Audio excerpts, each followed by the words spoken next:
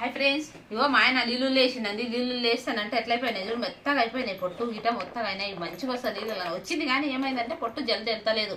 నేను నిన్నాగా ఒక్కదాన్ని ఇన్ని తీసిన చూడండి. ఒక్కదాన్ని తీసిన గివిని తీయమంటే నీళ్ళు లేసి సగం ఇచ్చేసిండు. కొన్ని తీసిండు, దీంట్లో నీళ్ళు ఉన్నాయి. ఇప్పుడు 10 పైన పెట్టాలి ఎండకు.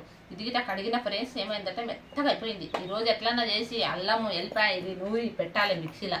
ఎందుకంటే వారమాయ తెచ్చి నూరుకమే లేదు, కడగనికి వేసింటే దీన్ని 2 రోజులు నీళ్ళలో మట్టి మట్టి ఉండే నీళ్ళలో ఉండే ఇగిట కడిగి పెట్టిండు మా ఆయన.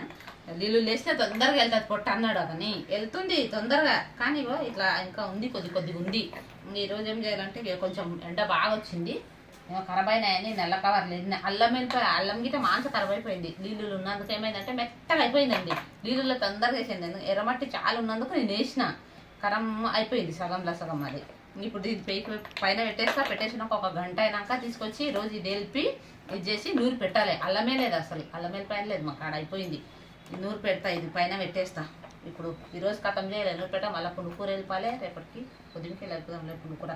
ఇప్పుడైతే ఈ రెండుటికి కథం చేసి పెడతా. ఇవి గీరి అల్లం గీరేసి పెడతా. మళ్ళీ ఇది వెళ్ళిపేసి నూరు పెడతానంటే అయిపోతుంది ఇక. సరే బాయ్.